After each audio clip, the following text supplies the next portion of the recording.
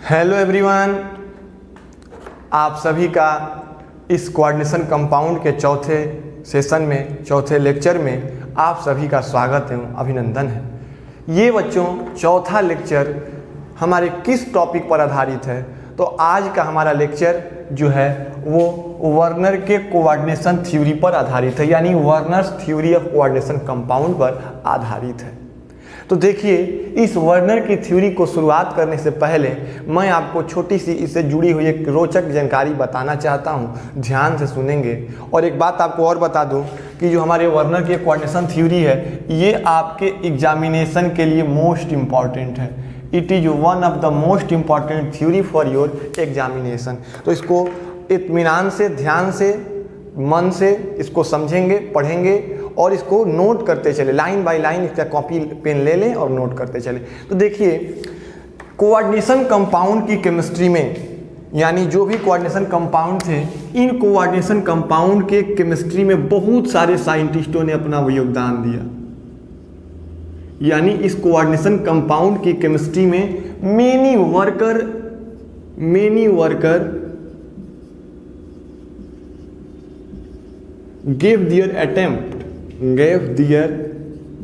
attempt। बहुत सारे साइंटिस्टों ने अपने अपने बुद्धि, अपने अपने विवेक, अपनी अपनी सोच के अनुसार इस कोऑर्डिनेशन कंपाउंड के केमिस्ट्री में अपना अपना योगदान दिया बच्चों। लेकिन जो कोऑर्डिनेशन केमिस्ट्री का शुरुआत जहाँ से माना जाता है, जहाँ से कोऑर्डिनेशन केमिस्ट्री की शुरुआत होती है, वो हमारा ईयर था 1799 का वह वर्ष था, 1799 का वह साल था, जब एक टेसार्ट नाम के साइंटिस्ट ने, क्या नाम था, एक टेसार्ट नाम के साइंटिस्ट ने क्या किया, इस टेसार्ट नाम के साइंटिस्ट ने सबसे पहले, जहाँ से हमारे कोऑर्डिनेशन कंपाउंड की शुरुआत होती है, उस शुरुआत की नींव कैसे पड़ी, तो इस टेसर्ट नामक साइंटिस्ट ने सबसे पहला कोबाल्ट और एमीन का कॉम्प्लेक्स सिंथेसाइज किया। कैसे किया?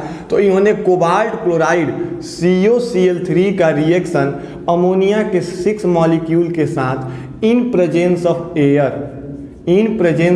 एयर, यानी जब कोबाल्ट क्लोराइड का रिएक्शन बच्चों किसके साथ करा दिया? हमारे अमोनिया सर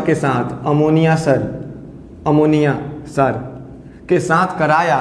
तो जब अमोनिया साहब के साथ रिएक्शन कराया गया कोबाल्ट क्लोराइड का, किसके प्रेजेंस में बच्चों? एयर के प्रेजेंस में। तो जब हमारे एयर के प्रेजेंस में इन दोनों ने रिएक्शन किया तो एक कॉम्प्लेक्स कंपाउंड का फॉर्मेशन किया, COCl3 6NH3, जिसको क्या नाम दिया गया टेसार्ट के द्वारा? यानी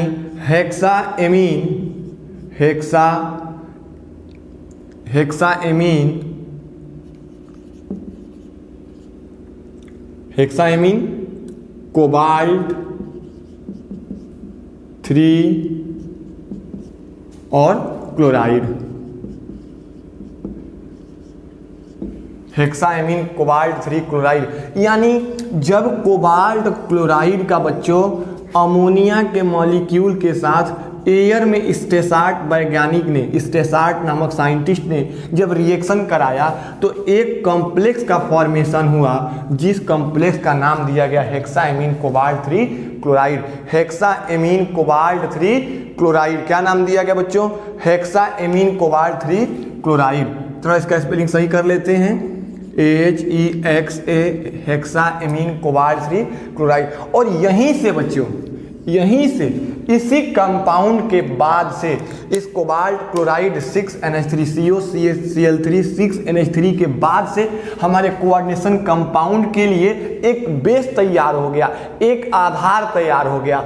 और इस आधार पर अलग अलग साइंटिस्टों ने इस तरह के यानी जितने भी कोऑर्डिनेशन कंपाउंड थे, उन कोऑर्डिनेशन कंपाउंड के अंदर उसके स्ट्रक्चर और बॉन्डिंग को एक्सप्लेन करने के लिए, यानी किसी भी कोऑर्डिनेशन कंपाउंड के अंदर स्ट्रक्चर एंड बॉन्डिंग, यानी स्ट्रक्चर और बॉन्डिंग को बच्चों एक्सप्लेन करने के लिए अलग अलग साइंटिस्टों ने अपनी अलग अलग थ्योरी दी।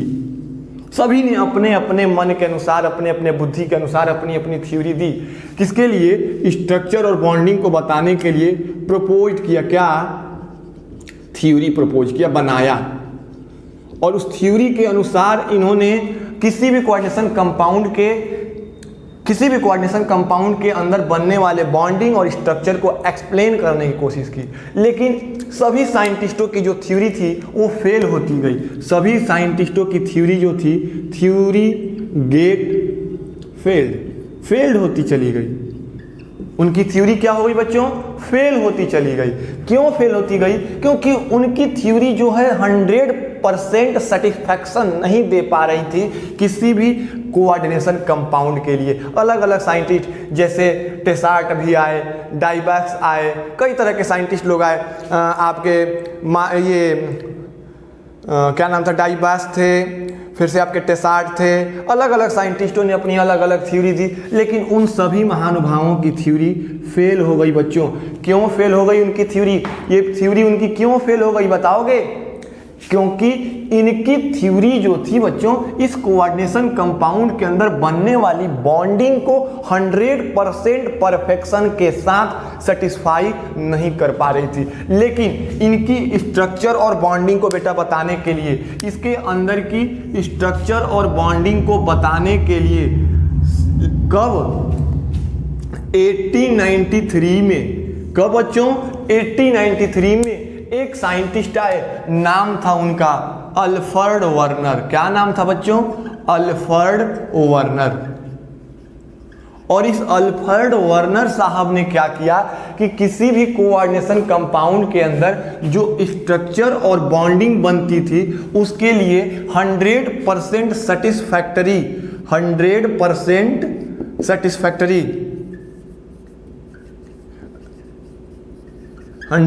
सेटिस्फैक्टरी एक्सप्लेनेशन दिया। और एक्सप्लेनेशन देने के बाद, इसके बाद यहां से तो फिर कोऑर्डिनेशन केमिस्ट्री के जो कोऑर्डिनेशन कंपाउंड की जो केमिस्ट्री थी, कोऑर्डिनेशन कंपाउंड के केमिस्ट्री में एक बहार सी आ गई। कब? जब 1893 में अल्फ्रेड वर्नर ने एक एक्सप्लेनेशन सेटिस्फैक्टरी एक्सप्लेनेशन दिया, जिसको नाम दिया गया Werner theory of coordination compound. यानी किसी भी कोऑर्डिनेशन कंपाउंड के अंदर बनने वाले स्ट्रक्चर और बॉन्डिंग का 100% सेटिस्फैक्टरी जो एक्सप्लेनेशन सबसे पहले दिया गया था, ब्रिलियंट वर्क जो किया गया, एक अचंभित करने वाला कार्य जो किया गया बच्चों, वो हमारे अल्फ्रेड वर्नर साहब के द्वारा किया गया। कब? 1893 में। और इस 1893 में उनके द्वारा दी गई एक्सप्लेनेशन को क्या नाम दिया गया? Werner theory of coordination compound. और इस थ्योरी ने किसी भी कोऑर्डिनेशन कंपाउंड के अंदर बनने वाले स्ट्रक्चर और बनने वाली बॉन्डिंग का लगभग सेटिस्फैक्टरी रिजल्ट और सेटिस्फैक्टरी एक्सप्लेनेशन दे दिया। जिस कार्य के लिए बच्चों इनको 1900, इस अल्फ्रेड वर्नर साहब को 1930 में, कब? 1913 में इनको नोबेल प्राइज मिला। 1913 में इनको नोबेल प्राइज दिया गया। नोबेल प्राइज क्यों दिया गया? नोबेल प्राइज किसके लिए? केमिस्ट्री के लिए दिया गया। क्यों दिया गया? क्योंकि इन्होंने सबसे पहले कोऑर्डिनेशन कंपाउंड के अंदर स्ट्रक्चर और बॉन्डिंग को एक्सप्लेन करने वाली थ्योरी का निर्माण किया था। यानी सबसे, इस बात को मैं फिर से एक बार आपको मेमोराइज कराने की कोशिश करता हूं कि चूंकि कोऑर्डिनेशन कंपाउंड की, तो देखिए इस पूरी थ्योरी को मैं जो चीज़ें बताई आपको मैंने, उन सबको एक बार मेमोराइज कराने की कोशिश करता हूं। ध्यान दीजिए कि कोऑर्डिनेशन कंपाउंड की केमिस्ट्री के लिए या कोऑर्डिनेशन कंपाउंड की केमिस्ट्री में बहुत सारे साइंटिस्ट अपना अपना योगदान दिए। जैसे कुछ साइंटिस्टों का नाम पता है हम लोगों को, कुछ का नहीं पता है, कुछ गुमनाम रह गए। तो उसमें जिन साइंटिस्टों का बच्चों हमको नाम पता है, उसमें से साइंटिस्ट हैं टेसार्ट हैं, डाइबास्क हैं और आपके वर्नर साहब हैं, जो सर्वप्रथम कोऑर्डिनेशन कंपाउंड के क्षेत्र में अपना योगदान दिए। तो देखिए इसमें जो कोऑर्डिनेशन कंपाउंड का आधार माना जाता है, जहां से कोऑर्डिनेशन कंपाउंड की शुरुआत मानी जाती है, वो माना जाता है आपका ईयर 1799 में टेसार्ट का वर्क। ये टेसार्ट साहब ने क्या किया था कि कोबाल्ट क्लोराइड का रिएक्शन अमोनिया के साथ एयर के प्रेजेंस में कराया और सबसे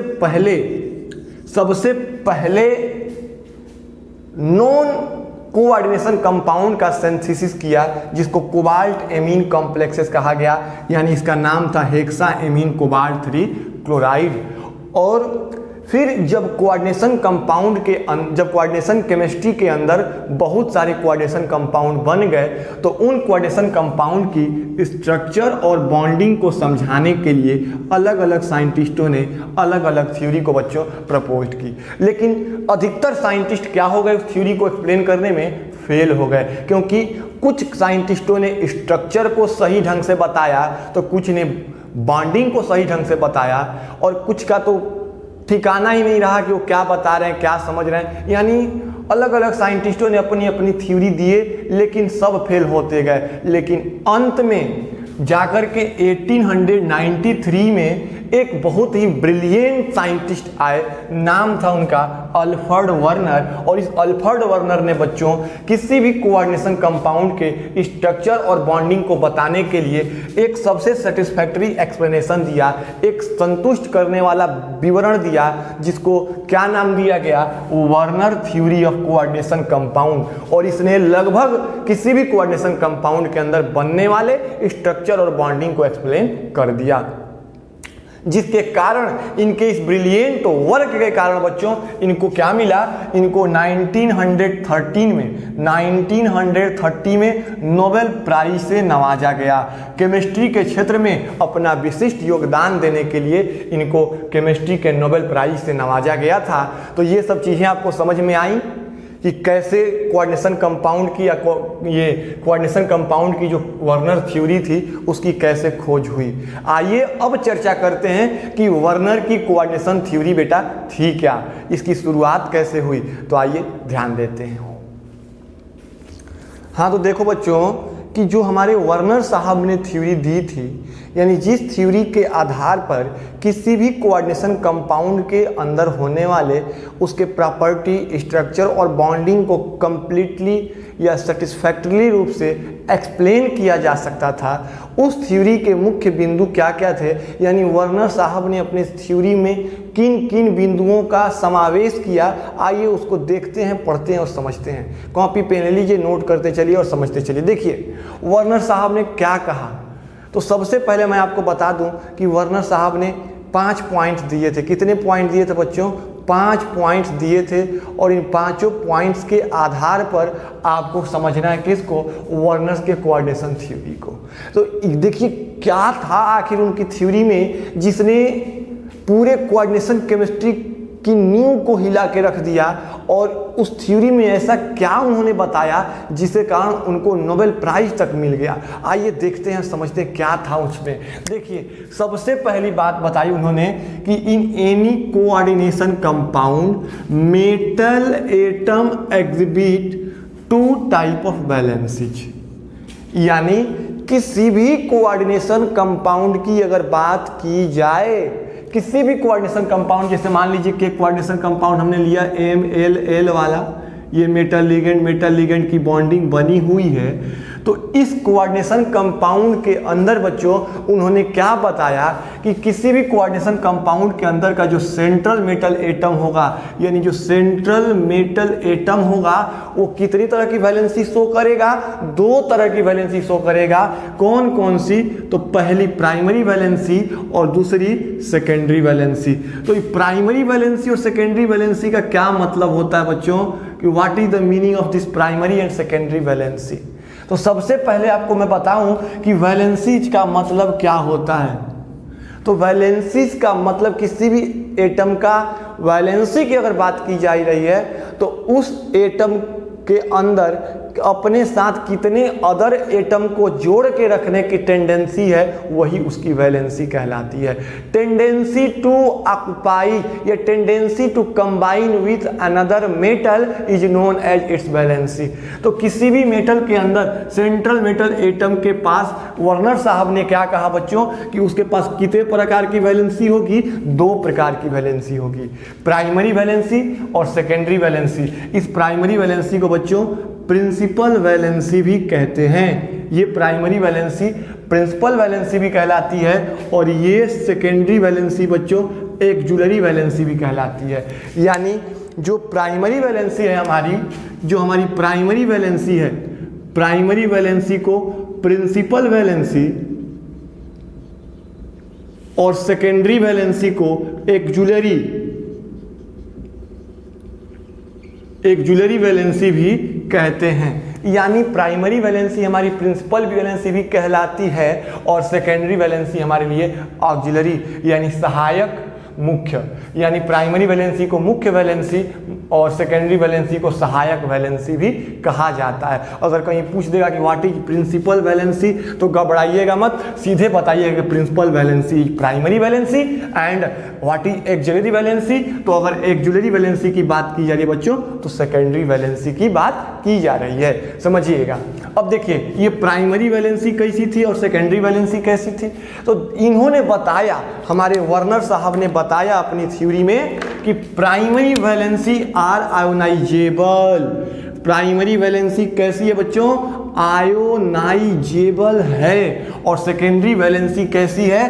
तो ये नॉन आयोनाइजेबल है। कहने का क्या मतलब है कि जो हमारी प्राइमरी वैलेंसी है, किसी भी सेंट्रल मेटल एटम की जो प्राइमरी वैलेंसी है वो आयोनाइजेबल कही गई, किसके द्वारा? हमारे वर्नर साहब के द्वारा। और जो सेकेंडरी वैलेंसी है उसको नॉन आयोनाइजेबल कहा गया। तो आयोनाइजेबल और नॉन आयोनाइजेबल का क्या कंसेप्ट है मेरे बच्चों? तो ध्यान से सुने कि आयोनाइजेबल का मतलब होता है ऐसी वैलेंसी जिसको सॉल्यूशन के फेज में डाल दें, ऐसी वैलेंसी जिसको सॉल्यूशन के फेज में डालने पर आयन के रूप में टूट जाए, आयन के रूप में कन्वर्ट हो जाए, तो वैसी वैलेंसी बच्चों कहलाती है आयोनाइजेबल वैलेंसी। और जो वैलेंसी सॉल्यूशन फेज में डाल दें तो सॉल्यूशन फेज में डालने पर आयोनाइज ना हो, यानी जो वैलेंसी आयन के रूप में ना टूटे, वो वैलेंसी कहलाएगी नॉन आयोनाइजेबल वैलेंसी। यानी 2 पॉइंट में उन्होंने क्या समझाने की कोशिश की कि किसी भी कोऑर्डिनेशन कंपाउंड के अंदर जो सेंट्रल मेटल एटम होता है वो 2 तरह की वैलेंसी रखता है, प्राइमरी वैलेंसी और साथ में सेकेंडरी वैलेंसी। तो बेटा प्राइमरी वैलेंसी को प्रिंसिपल वैलेंसी भी कहते हैं और सेकेंडरी वैलेंसी को ऑक्सिलरी वैलेंसी भी कहते हैं। ऑक्सिलरी मतलब सहायक होता है और प्रिंसिपल मतलब मुख्य होता है। तो ध्यान दीजिए, जो और बताया क्या उन्होंने कि जो प्राइमरी वैलेंसी होती है वो आयोनाइजेबल होती है, यानी वो आयन में टूट सकती है। आयन में टूटने का क्या मतलब कि किसी इलेक्ट्रोलाइट से रिएक्शन करा दें या उसको किसी सॉल्यूशन में यानी वाटर के साथ मिला दें तो प्राइमरी वैलेंसी आयन के रूप में कन्वर्ट हो जाएगी, जबकि सेकेंडरी वैलेंसी का चाहे सॉल्यूशन के फेज में रखें या किसी इलेक्ट्रोलाइट से रिएक्शन करा दें वो कभी आयोनाइज नहीं होगी अकॉर्डिंग टू वर्नर्स थ्योरी। ये समझ में आ रही है बात हमारी? 2 पॉइंट समझ में आए। अब देखिए तीसरा क्या बताया कि every metal atom has fixed number of secondary valency, यानी प्रत्येक एटम के पास जो सेकेंडरी वैलेंसी होती है ना बाबू, वो सेकेंडरी वैलेंसी फिक्स होती है बच्चों। सेकेंडरी वैलेंसी के फिक्स होने का क्या मतलब है कि वो सेंट्रल मेटल एटम कोई भी कॉम्प्लेक्स बनाए, कोई भी कोऑर्डिनेशन कंपाउंड बनाए, उसकी सेकेंडरी वैलेंसी हर कंपाउंड में एक ही जैसी होगी। जैसे एक एग्जांपल मैं आपको दूं, छोटा सा एग्जांपल, एक छोटी सी ट्रिक पे समझाने की कोशिश करता हूं। जैसे मान लीजिए कि ये हमारे लिए एक मेटल का एटम है, ये मेटल का एटम है और इस मेटल के एटम का जो सेकेंडरी वैलेंसी है बेटा वो 6 है। मान लीजिए कि सेकेंडरी वैलेंसी कितना है? 6 है। तो चाहे ये हमारा मेटल इस या ये कंपाउंड इसके साथ कंपाउंड बनाए या इसके साथ कंपाउंड बनाए, यानी हमारा ब्लू मेटल या तो रेड के साथ कॉम्प्लेक्स बनाए या ब्लैक के साथ कॉम्प्लेक्स बनाए। इसकी सेकेंडरी वैलेंसी कितनी है 6, तो चाहे ब्लू के ये ब्लैक के साथ बनाए या रेड के साथ बनाए, हर जगह इसकी सेकेंडरी वैलेंसी फिक्स होगी, यानी सेकेंडरी वैलेंसी ऑलवेज फिक्स होगी। कितनी थी? 6 थी। तो एक 6 मैंने ऐसे बताया, अगर किसी भी मेटल एटम की सेकेंडरी वैलेंसी 5 है तो वो कोई भी कंपाउंड बनाएगा दुनिया का, हर जगह उसका जो सेकेंडरी वैलेंसी रहेगा 5 ही रहेगा। अगर 6 है तो 6 ही रहेगा, यानी हमेशा फिक्स रहता है। कौन? Secondary valency always remain fix. और सेकेंडरी वैलेंसी किसके समकक्ष होता है, यानी सेकेंडरी वैलेंसी किसको ऑपरेट करता है या किसको रिप्रेजेंट करता है, तो रिप्रेजेंटेड इट्स कोऑर्डिनेशन नंबर। यानी किसी भी सेंट्रल मेटल एटम की सेकेंडरी वैलेंसी बोले तो उसका कोऑर्डिनेशन नंबर ऑलवेज फिक्स रहेगा। और इस कोऑर्डिनेशन नंबर की कहानी मैंने पीछे लेक्चर में बताया है, अगर आपने नहीं देखा हो तो जाकर पिछले लेक्चर में आप इसको देख सकते हैं कि कोऑर्डिनेशन नंबर क्या होता है। तो ये 3 पॉइंट आपको समझ में आए कि किसी भी मेटल एटम के पास 2 तरह की valency, primary valency and secondary valency. Primary valency ionisable होगी जबकि सेकेंडरी वैलेंसी नॉन आयोनाइजेबल होगी। और हर सेंट्रल मेटल एटम की बेटा जो सेकेंडरी वैलेंसी होती है वो फिक्स होती है। और फिक्स होने का क्या मतलब कि कोई भी कंपाउंड बनाए उसमें हर जगह उसकी सेकेंडरी वैलेंसी बोले तो कोऑर्डिनेशन नंबर ऑलवेज फिक्स रहेगा, कांस्टेंट रहेगा। ये 3 पॉइंट वर्नर साहब ने बताए, प्रमुख 3 पॉइंट। अभी इसमें और 3 या 4 पॉइंट है, उसको मैं एक्सप्लेन करने की कोशिश करता हूं। ध्यान से सुनिए कि अब अगले पॉइंट क्या हैं, अगले पॉइंट कौन से हैं उसको समझिएगा, बस ध्यान दीजिए। तो देखिए चौथा पॉइंट क्या है। चौथा पॉइंट में वर्नर साहब ने क्या बताने की कोशिश की, तो चौथे पॉइंट में उन्होंने कहा कि every metal atom tries to satisfy it both primary and secondary valency. इस चौथे पॉइंट में उन्होंने क्या कहा बच्चों, इस चौथे पॉइंट में उन्होंने कहा कि किसी भी सेंट्रल मेटल एटम के अंदर जो 2 तरह की वैलेंसी है, सेकेंडरी वैलेंसी और प्राइमरी वैलेंसी, तो कोई भी सेंट्रल मेटल एटम अपने इन दोनों प्रकार की वैलेंसियों को पूरा करने की या सेटिस्फाई करने की कोशिश करता है। यानी किसी भी कोऑर्डिनेशन कंपाउंड में कोई भी सेंट्रल मेटल एटम अपने दोनों प्राइमरी और सेकेंडरी दोनों वैलेंसी की पूर्ति करना चाहता है। दोनों वैलेंसी को चाहता है कि हमारे दोनों वैलेंसी कंप्लीट हो जाएं, दोनों वैलेंसी हमारे पूर्ण हो जाएं। तो कैसे पूर्ण करता है, तो देखिए प्राइमरी वैलेंसी को ये कैसे पूर्ण करता है बेटा, how it satisfy its primary valency. तो कोई भी मेटल एटम अपने प्राइमरी वैलेंसी को सेटिस्फाई करता है नेगेटिव आयंस के द्वारा। किसके द्वारा सेटिस्फाई करता है? निगेटिव आयन के द्वारा करता है। यानी किसी भी कोऑर्डिनेशन कंपाउंड में किसी सेंट्रल मेटल एटम की जो प्राइमरी वैलेंसी होगी वो किससे पूर्ण होगी? ऑलवेज निगेटिव आयन से पूर्ण होगी। और प्राइमरी वैलेंसी को कैसे रिप्रेजेंट करते हैं, तो इसको सेटिस्फाई निगेटिव आयन करता है। और इसको रिप्रेजेंट करने के लिए बेटा हम डॉटेड लाइन मतलब इस तरह की लाइन, इस डॉट वाली लाइन को, यानी डॉटेड लाइन अगर कहीं दिख रहा है तो प्राइमरी वैलेंसी को रिप्रेजेंट कर रहा है। डॉटेड लाइन किसको कर रहा है बच्चों? इस तरह के डॉटेड लाइन किसको रिप्रेजेंट कर रहे हैं? प्राइमरी वैलेंसी को। और जो हमारी सेकेंडरी वैलेंसी होती है, while secondary valency are satisfied by neutral molecule और निगेटिव आयन। यानी जो हमारी सेकेंडरी वैलेंसी है ना बच्चों, जो हमारी सेकेंडरी वैलेंसी है, यानी सेकेंडरी मतलब नॉन आयोनाइजेबल वैलेंसी, वो नॉन आयोनाइजेबल वैलेंसी हमारी अकॉर्डिंग टू कोऑर्डिनेशन थ्योरी किसके द्वारा सेटिस्फाई होती है? तो हमारी जो नॉन आयोनाइजेबल सेकेंडरी वैलेंसी है वो या तो न्यूट्रल मॉलिक्यूल के द्वारा सेटिस्फाई होगी या किसी निगेटिव आयन के द्वारा। या तो किसी न्यूट्रल मॉलिक्यूल के द्वारा सेटिस्फाई होगी या किसी निगेटिव आयन के द्वारा। कभी कभी क्या होता है ना, किसी किसी केस में निगेटिव आयन जो होते हैं वो प्राइमरी वैलेंसी के साथ साथ सेकेंडरी वैलेंसी की भी पूर्ति करते हैं। कुछ ऐसे भी कंपाउंड हैं, कुछ ऐसे भी कॉम्प्लेक्स हैं जहां पर निगेटिव आयन प्राइमरी वैलेंसी को तो पूरा करते ही हैं, साथ में उसकी किसी भी मेटल एटम की सेकेंडरी वैलेंसी को भी पूर्ण करते हैं। तो ध्यान रखिए कि प्राइमरी वैलेंसी किससे पूर्ण होगी, तो निगेटिव आयन से, और सेकेंडरी वैलेंसी किससे पूर्ण होगी, तो या तो निगेटिव आयन से या तो न्यूट्रल मॉलिक्यूल से। और सेकेंडरी वैलेंसी को कैसे रिप्रेजेंट करते हैं बच्चों, तो secondary valency is represented by full line, पूर्ण रूप से। यानी अगर एक फुल लाइन खींच दें तो ये किसको रिप्रेजेंट कर रहा है बच्चा, ये सेकेंडरी वैलेंसी को रिप्रेजेंट कर रहा है। समझ में आया कि जब डॉटेड लाइन तो प्राइमरी वैलेंसी, फुल लाइन तो सेकेंडरी वैलेंसी। प्राइमरी वैलेंसी की पूर्ति कैसे होगी, तो प्राइमरी वैलेंसी की पूर्ति होगी निगेटिव आयन से, और सेकेंडरी वैलेंसी की पूर्ति कैसे होगी, तो या तो न्यूट्रल मॉलिक्यूल से या निगेटिव आयन से। अब इन्होंने बात किया उसके अरेंजमेंट के ऊपर।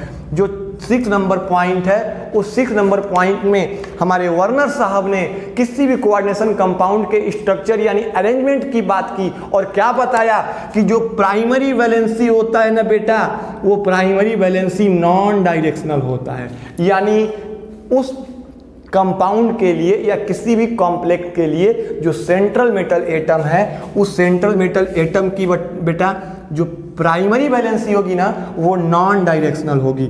नॉन डायरेक्शनल कहने का मतलब कि इसके ओरिएंटेशन का कोई फिक्स एक्सिस नहीं होगा। यानी 3D में यानी स्पेस में 3 डायमेंशनल अरेंजमेंट इसका कोई फिक्स नहीं होगा। ऐसा नहीं होगा कि हमारी जो प्राइमरी वैलेंसी है एक्स एक्सिस में है कि वाई एक्सिस में है कि जेड एक्सिस में है, ये कोई फिक्स नहीं है कि हमारी प्राइमरी वैलेंसी किस एक्सिस में ओरिएंट हुई है, यानी उसका 3D में अरेंजमेंट क्या है, हमारी प्राइमरी वैलेंसी का फिक्स नहीं होता। जबकि हमारी जो सेकेंडरी वैलेंसी होती है ना बच्चों, जो सेकेंडरी वैलेंसी होती है वो डायरेक्शनल होती है। वो क्या होती है, डायरेक्शनल होती है। यहाँ पर एक शॉर्ट आंसर बना, छोटा question, very short answer type question बना कि which type of valency according to coordination theory, which type of valency is directional. तो आप बताओगे कि सेकेंडरी वैलेंसी इज डायरेक्शनल। यानी सेकेंडरी वैलेंसी का बेटा जो 3D अरेंजमेंट होता है, स्पेशियल अरेंजमेंट होता है, जो आपके एक्स वाई जेड एक्सिस में अरेंजमेंट होता है बेटा, वो फिक्स होता है, वो फिक्स होता है। और जब अरेंजमेंट फिक्स हो गया तो ये किसके लिए रिस्पॉन्सिबल हो गई, उसकी ज्योमेट्री के लिए। यानी किसी भी कॉम्प्लेक्स के शेप के लिए, ज्योमेट्री के लिए, अरेंजमेंट के लिए रिस्पॉन्सिबल हो गई कौन सी वैलेंसी, सेकेंडरी वैलेंसी। तो which valency is responsible for arrangement, shape और ज्योमेट्री ऑफ कॉम्प्लेक्सेस। तो आप बताओगे कि sir secondary valency are responsible for the arrangement, shape और ज्योमेट्री ऑफ कॉम्प्लेक्सेस। जैसे सेकेंडरी वैलेंसी अगर 6 होगी यानी कोऑर्डिनेशन नंबर, सेकेंडरी वैलेंसी किसको कहते हैं, कोऑर्डिनेशन नंबर को। अगर किसी भी कॉम्प्लेक्स में, अगर किसी भी कॉम्प्लेक्स में सेंट्रल मेटल एटम की जो सेकेंडरी वैलेंसी है अगर बेटा 6 हुई तो उसका अरेंजमेंट आया ऑक्टाहेड्रल अरेंजमेंट बताया गया। किसके द्वारा, हमारे वर्नर साहब के द्वारा, कि अगर सेकेंडरी वैलेंसी 6 है तो उसका अरेंजमेंट होगा ऑक्टाहेड्रल, और अगर सेकेंडरी वैलेंसी 4 है तो उसका अरेंजमेंट होगा या तो टेट्राहेड्रल या तो स्क्वायर प्लैनर, या तो टेट्राहेड्रल या तो स्क्वायर प्लैनर। तो एक बार कोऑर्डिनेशन थ्योरी की पूरी वर्नर की कोऑर्डिनेशन थ्योरी की जो जितनी भी आपको पॉइंट दिए गए सब पॉइंट क्लियर हुए कि नहीं, एक बार मेरे साथ मेमोराइज कीजिए। सबसे पहली बात, मैं 2 मिनट का समय देता हूं, वीडियो को पॉज कीजिए और इसको नोट करने की कोशिश कीजिए। वीडियो को पॉज कर लीजिए और नोट कर लीजिए, इसको भी और पीछे वाले तीनों पॉइंट को भी नोट कर लेना है। वीडियो को पॉज करके नोट कर लेना है। हाँ तो चलिए देखिए, मैं इसको मेमोराइज करा देता हूँ। ध्यान दीजिए कि मेमोराइज कराने का क्या मतलब है कि हमारे किसी भी कोऑर्डिनेशन कंपाउंड के अंदर कितने प्रकार की वैलेंसी होगी मेरे बच्चों। तो उसमें आपको बताया गया कि 2 तरह की वैलेंसी होगी। सेंट्रल मेटल एटम की 2 तरह की वैलेंसी कौन कौन सी होगी, प्राइमरी वैलेंसी होगी और सेकेंडरी वैलेंसी होगी। और प्राइमरी वैलेंसी कैसी होगी, तो प्राइमरी वैलेंसी जो होगी बेटा हमारे, वो प्राइमरी वैलेंसी आयोनाइजेबल होगी और सेकेंडरी वैलेंसी नॉन आयोनाइजेबल होगी। जबकि जब आगे बढ़ दें तो प्राइमरी वैलेंसी हमारे लिए जो थी वो आयोनाइजेबल होने का क्या मतलब हुआ कि वो आयन के रूप में सॉल्यूशन बनाने पर आयन के रूप में टूट जाएगी, लेकिन सेकेंडरी वैलेंसी आयन के रूप में नहीं टूटेगी। दूसरी चीज कि जो सेकेंडरी वैलेंसी होती है ऑलवेज फिक्स होती है। जो सेकेंडरी वैलेंसी होती है ना बच्चों, वो ऑलवेज फिक्स होती है। तो सेकेंडरी वैलेंसी के फिक्स होने का क्या मतलब है कि सेकेंडरी वैलेंसी के साथ अगर किसी कोऑर्डिनेशन कंपाउंड में अगर किसी सेंट्रल मेटल एटम की जो सेकेंडरी वैलेंसी है अगर x है तो वो हर जगह x ही होगी, अगर 5 है तो हर जगह 5 ही होगी, 6 है तो हर जगह 6 ही होगी। और वो किसके इक्वल होती है? तो सेंट्रल मेटल एटम के कोऑर्डिनेशन नंबर के इक्वल होती है। और अगला आया कि कोई भी सेंट्रल मेटल एटम अपने दोनों तरह की वैलेंसी को पूर्ण करना चाहता है, दोनों तरह की वैलेंसी को सेटिस्फाई करना चाहता है, प्राइमरी सेकेंडरी दोनों वैलेंसी को। तो प्राइमरी वैलेंसी नेगेटिव आयन के द्वारा सेटिस्फाई होती है और सेकेंडरी वैलेंसी न्यूट्रल या न्यूट्रल मॉलिक्यूल या नेगेटिव आयन के द्वारा। और किसी भी कॉम्प्लेक्स के अरेंजमेंट या ज्योमेट्री में कौन योगदान देता है? तो सेकेंडरी वैलेंसी। इस तरह से हमारे कोऑर्डिनेशन कंपाउंड की वार्नर साहब के द्वारा दी गई थ्योरी पूर्ण रूप से एक्सप्लेन हुई। अब इसका एक्सप्लेनेशन एग्जाम्पल पे देखते हैं, एग्जाम्पल से समझते हैं इसके एक्सप्लेनेशन को। तो आइए देखते हैं एग्जाम्पल क्या था और कैसे था। ध्यान दीजिए कि बच्चों की वार्नर की कोऑर्डिनेशन थ्योरी पर किसी भी कोऑर्डिनेशन कंपाउंड के स्ट्रक्चर को कैसे समझेंगे, तो आइए इसका एग्जाम्पल कोबाल्ट एमीन कॉम्प्लेक्स के ऊपर समझते हैं। तो आइए ध्यान दीजिए, ध्यान से समझिएगा कि कोबाल्ट के ऊपर हमको स्ट्रक्चर समझता है कोबाल्ट एमीन कॉम्प्लेक्सेस के ऊपर। हमारे वार्नर साहब ने सबसे पहले कोबाल्ट एमीन कॉम्प्लेक्सेस के ऊपर ही अपने थ्योरी को सेटिस्फाई किया था। कैसे? तो देखिए, कोबाल्ट की जो सेकेंडरी वैलेंसी होती है, कोबाल्ट की जो सेकेंडरी वैलेंसी होती है ये होती है 6, और जो इसकी प्राइमरी वैलेंसी होती है ये होती है 3। तो आपको पता है कि सेकेंडरी वैलेंसी कैसे सेटिस्फाई होती है? तो या तो न्यूट्रल होना चाहिए या निगेटिव आयन, और ये ऑलवेज किसे सेटिस्फाई होगी? तो निगेटिव आयन से। अब देखिए शुरू करते हैं। तो इस कोबाल्ट एमीन कॉम्प्लेक्सेस की सहायता से स्ट्रक्चर को बताने के लिए हमारे वार्नर साहब ने 4 तरह के कॉम्प्लेक्सेस को लिया। कितने तरह के कॉम्प्लेक्सेस को लिया? 4 तरह के। कौन कौन से? तो पहला कॉम्प्लेक्स लिया COCl3.6NH3। जो दूसरा कॉम्प्लेक्स लिया बेटा वो लिया COCl3.5NH3। जो तीसरा कॉम्प्लेक्स लिया वो लिया COCl3.4NH3। और जो चौथा कॉम्प्लेक्स लिया ना बेटा वो लिया COCl3.3NH3। ये आपको समझ में आ रहा है आपको बात? अब ध्यान दीजिए कि इतनी तरह के कॉम्प्लेक्सेस के ऊपर, ये 4 तरह के कॉम्प्लेक्सेस के ऊपर उन्होंने अपने थ्योरी को एक्सप्लेन किया। कैसे एक्सप्लेन किया? तो ध्यान दीजिए कि यहाँ पर भी सेंट्रल मेटल एटम क्या है? कोबाल्ट। यहाँ पर भी सेंट्रल मेटल एटम क्या है? तो आपकी आंसर होगी कि सर कोबाल्ट। यहाँ पर भी कोबाल्ट और यहाँ पर भी कोबाल्ट। तो हर जगह सेंट्रल मेटल एटम कोबाल्ट है। तो चूंकि आपको मैंने बताया था कि सेकेंडरी वैलेंसी क्या होती है? फिक्स होती है। तो यहाँ पर भी इसकी सेकेंडरी वैलेंसी फिक्स होगी, यहाँ पर भी सेकेंडरी वैलेंसी फिक्स होगी, यहाँ पर भी सेकेंडरी वैलेंसी फिक्स होगी, और यहाँ पर भी सेकेंडरी वैलेंसी फिक्स होगी। यानी यहाँ पर भी 6 होगी, यहाँ पर भी 6 होगी, यहाँ पर भी 6 होगी और यहाँ पर भी 6 होगी। और एक चीज़ और बताया था कि अगर सेकेंडरी वैलेंसी 6 हो तो अरेंजमेंट क्या होता है? तो आपको मैंने बताया था कि ऑक्टाहेड्रल अरेंजमेंट होता है। बताया था ना कि अगर सेकेंडरी वैलेंसी 6 हो तो अरेंजमेंट ऑक्टाहेड्रल होता है। तो यहाँ पर भी अरेंजमेंट ऑक्टाहेड्रल होगा, यहाँ पर भी अरेंजमेंट ऑक्टाहेड्रल होगा, यहाँ पर भी अरेंजमेंट ऑक्टाहेड्रल होगा और यहाँ पर भी अरेंजमेंट ऑक्टाहेड्रल होगा। तो देखिए आइए अब समझते हैं कैसे बनाएंगे। तो एक चीज़ और कि जो सेकेंडरी वैलेंसी होती है इसको किस लाइन से दिखाते हैं? फुल लाइन से। और जो प्राइमरी वैलेंसी होती है इसको किसे दिखाते हैं? तो डॉटेड लाइन से। ये तो आपको क्लियर है कि प्राइमरी वैलेंसी डॉटेड लाइन से और सेकेंडरी वैलेंसी फुल लाइन से। और सेकेंड वैलेंसी किससे होती है? तो पहले न्यूट्रल से, और जब नहीं होगा न्यूट्रल से तो फिर निगेटिव से। लेकिन प्राइमरी वैलेंसी ऑलवेज किससे सेटिस्फाई होगी? निगेटिव आयन से। आइए देखते हैं। तो यहाँ पर हमारा सेंट्रल मेटल एटम क्या है बच्चों? यहाँ पर हमारा सेंट्रल मेटल एटम है कोबाल्ट, है ना। और कोबाल्ट के साथ सेकेंडरी वैलेंसी कितनी होगी 6। तो सबसे पहले किसे सेटिस्फाई करने की कोशिश करेंगे, न्यूट्रल से। तो इसमें कोबाल्ट को छोड़कर इन दोनों में न्यूट्रल कौन है, तो नेगेटिव चार्ज है क्लोरीन, तो न्यूट्रल कौन है, एमीन। तो ये एमीन कितने हैं यहाँ पर देखिए 6 है, तो 6 की 6 सेकेंडरी वैलेंसी इसकी एमीन के द्वारा पूर्ति हो जाएगी। कैसे, तो ये हो गया NH3। और फुल लाइन से क्यों दिखा रहे हैं, क्योंकि सेकेंडरी वैलेंसी है ना बेटा, NH3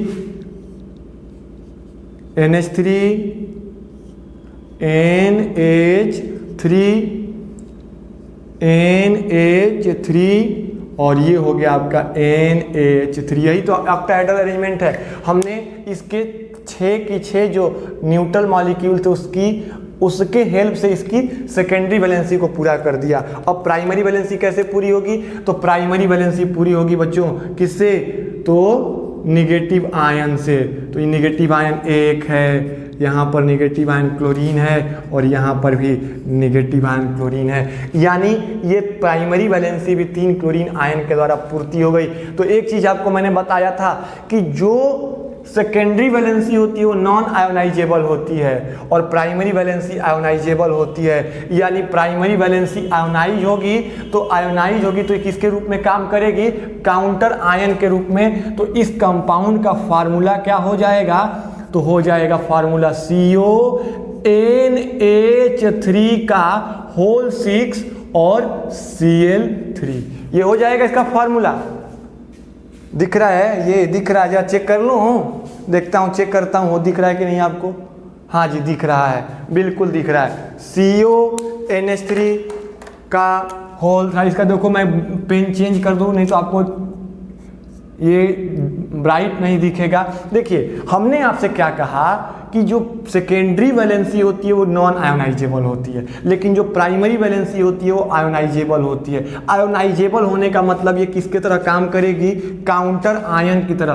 किसके तरह काम करेगी बेटा, काउंटर आयन की तरह। तो इसका फार्मूला क्या हो जाएगा, CONH3 का होल 6 और Cl3। ये हो गया इस कंपाउंड का फार्मूला। समझ में आया। प्राइमरी वैलेंसी कौन हो गई, तो जो डॉट डॉट से दिखाए हैं, वो प्राइमरी वैलेंसी और जो फुल लाइन से दिखाए हैं वो सेकेंडरी वैलेंसी। वैसे ही यहाँ पर भी देखेंगे तो यहाँ पर हमारा सेंट्रल मेटल एटम कौन है, कोबाल्ट ही तो है, कोबाल्ट है। अब यहाँ पर देखिए कि इस कोबाल्ट के साथ बच्चों कितने अमोनिया जुड़े हैं, 5, लेकिन सेकेंडरी वैलेंसी होती कितनी है, 6। तो कैसे रिप्रेजेंट करेंगे, तो सबसे पहली बात करेंगे कि कोबाल्ट जो ये कोऑर्डिनेशन नंबर यानी सेकेंडरी वैलेंसी होती है 6, यानी 6 होती है, इसका अरेंजमेंट ऑक्टाहेड्रल होगा। ये हमने इसका ऑक्टाहेड्रल अरेंजमेंट बना दिया बच्चों, क्लियर है। अब देखिए कि जो वैलेंसी है हमारे पास, जो न्यूट्रल मॉलिक्यूल हैं, उनसे पहले इसकी सेकेंडरी वैलेंसी की पूर्ति करेंगे। तो कितने न्यूट्रल मॉलिक्यूल है बच्चों, 5। तो 5 से इसकी जो पहले पूर्ति कर देंगे, NH3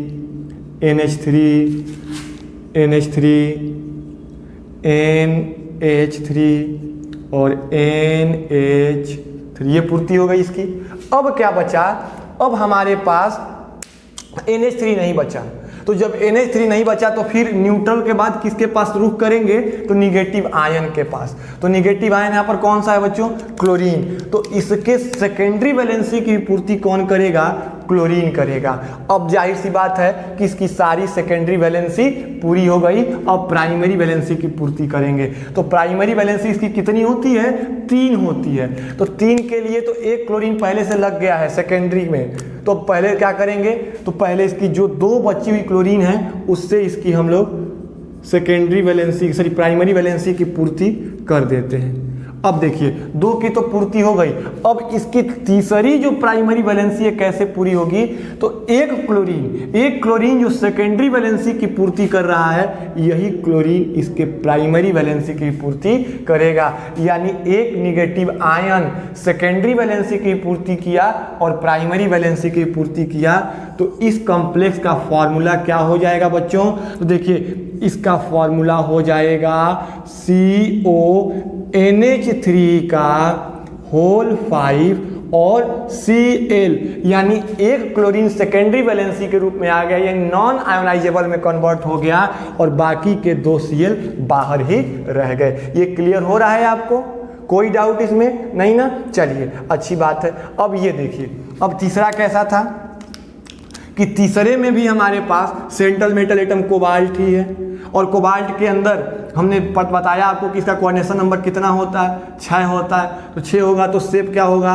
ऑक्टाहेड्रल अरेंजमेंट बनाएंगे हम। ये हमने ऑक्टाहेड्रल अरेंजमेंट बना लिया। अब ऑक्टाहेड्रल अरेंजमेंट बनाने के बाद जो न्यूट्रल मॉलिक्यूल हैं उनसे पहले इसको पूरा करने की, सेटिस्फाई करने की कोशिश करेंगे। तो कितने NH3 हैं, तो 4। तो पहले 4 NH3 से इसके सेकेंडरी वैलेंसी को पूरा करने की कोशिश करेंगे। NH3 1 2 3 4। अब तो इसके पास NH3 खत्म हो गए, तो अब कैसे पूर्ति करेगा? तो जो निगेटिव आयन है, आपको मैंने बताया था कि निगेटिव आयन प्राइमरी वैलेंसी को भी पूरा कर सकते हैं और निगेटिव आयन सेकेंडरी वैलेंसी को भी पूरा कर सकते हैं। तो देखिए अब यहाँ पर कितने की पूर्ति करनी है, 2 क्लोरीन की, तो सॉरी 2 सेकेंडरी वैलेंसी की। तो किसके द्वारा पूरा होगा, तो वो पूरा होगा आपके लिए क्लोरीन के द्वारा। यहाँ पर 1 क्लोरीन और यहाँ पर भी 1 क्लोरीन। हमने इसके 6 की 6 सेकेंडरी वैलेंसी की पूर्ति कर दी। अब क्या करना है, इसके 3 प्राइमरी वैलेंसी की पूर्ति करनी है। तो 2 क्लोरीन की तो पूर्ति हो गई, अब 1 क्लोरीन लगा देंगे तो इसकी बची हुई प्राइमरी वैलेंसी 1 तो पूरी हुई, अभी 2 प्राइमरी वैलेंसी को पूरा करना है। तो जो क्लोरीन एटम सेकेंडरी वैलेंसी को पूरा कर रहे हैं वही इसकी प्राइमरी वैलेंसी को भी पूरा करेंगे। यानी कहने का मतलब कि यहाँ पर 2 क्लोरीन जो है प्राइमरी वैलेंसी का भी रोल प्ले कर रहे हैं और सेकेंडरी वैलेंसी का भी रोल प्ले कर रहे हैं। तो यहाँ पर इसका फॉर्मूला क्या हो जाएगा बेटा, बताएंगे? आप बताएंगे फॉर्मूला? तो देखिए कमेंट करके बताइए इसका फॉर्मूला। होगा फॉर्मूला इसका CONH3 का होल 4 और Cl2। अब 2 क्लोरीन इसके सेकेंडरी वैलेंसी में आ गई, माने 2 क्लोरीन नॉन आयोनाइजेबल हो गई। तो कितनी क्लोरीन आयोनाइजेबल बची, 1 क्लोरीन। ये हो जाएगा इसका फॉर्मूला। अब देखिए यहाँ पर क्या होगा, तो यहाँ पर भी बेटा हमारे जो सेंट्रल मेटल एटम है वो कोबाल्ट ही है। तो कोबाल्ट का जो कोऑर्डिनेशन नंबर आपको मैंने बताया 6, तो शेप होगा ऑक्टाहेड्रल। अब यहाँ पर देखिए इसकी पूर्ति, यानी इसके सेकेंडरी वैलेंसी की पूर्ति पहले न्यूट्रल से कर दें। तो न्यूट्रल मॉलिक्यूल बच्चों यहाँ पर क्या है, NH3। तो NH3 से कैसे पूर्ति करेंगे, 1 NH3, 2 NH3 और तीसरा NH3। ये इन 3 NH3 तो पूर्ति हो गई। अब इसकी 3 सेकेंडरी वैलेंसी अभी बची हुई है, तो उन 3 सेकेंडरी वैलेंसी की कैसे पूर्ति करेगा?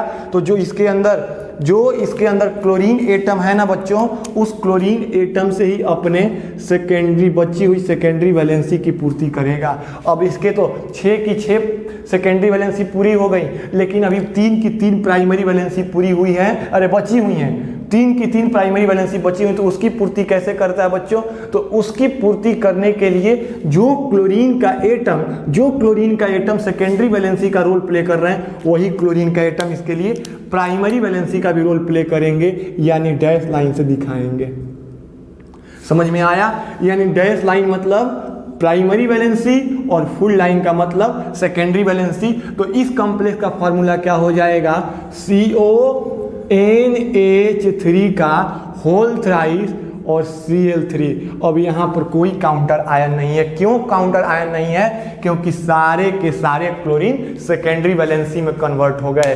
तो इस तरीके से हमारे वर्नर साहब ने क्या बताया कि किसी भी सेंट्रल मेटल एटम के पास 2 तरह की वैलेंसी, प्राइमरी और सेकेंडरी वैलेंसी होगी।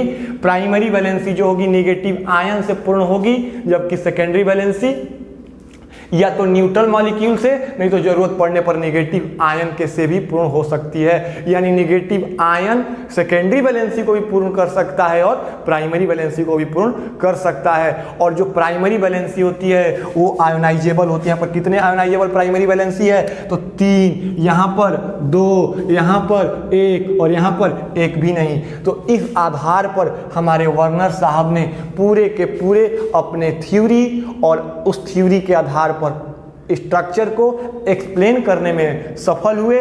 तो इस तरह से आज का लेक्चर बच्चों यहीं समाप्त होता है। आगे के लेक्चर के लिए हम आपसे फिर मिलेंगे और अगले लेक्चर में इस वर्नर के थ्योरी जो दी गई थी, वर्नर साहब के द्वारा जो थ्योरी दी गई थी, उस थ्योरी के एक्सपेरिमेंटल प्रूफ के साथ मिलेंगे। अगले लेक्चर का इंतजार कीजिए और तब तक के लिए आपसे विदा लेना चाहेंगे। और विदा लेने से पहले विदा होने से पहले एक बात कहना चाहते हैं कि अगर वीडियो अच्छा लगा हो तो लाइक, कमेंट, शेयर और सब्सक्राइब जरूर करें। और फिर से मैं कहूँगा कि आपके कमेंट ही हमारे लिए उत्साहवर्धन का काम करते हैं। आप कमेंट करके देखिए, तो आप अगर कमेंट्स करेंगे और उस कमेंट का ऐसा जादू हुआ कि मैं पर डे आपके लिए वीडियो बनाने लगूंगा, लेकिन कमेंट नहीं करोगे तो जगा हुआ उत्साह भी मर जाएगा, यानी वीडियो बनाने में हमको थोड़ी दिक्कत होगी। तो प्लीज़ कमेंट कीजिए, लाइक कीजिए, शेयर कीजिए और वीडियो को देखते रहिए, हंसते रहिए, मुस्कुराते रहिए, पढ़ते रहिए केमिस्ट्री। तब तक के लिए आप सबसे विदा लेता हूँ। जय हिंद, जय Bharat, bye bye, see you.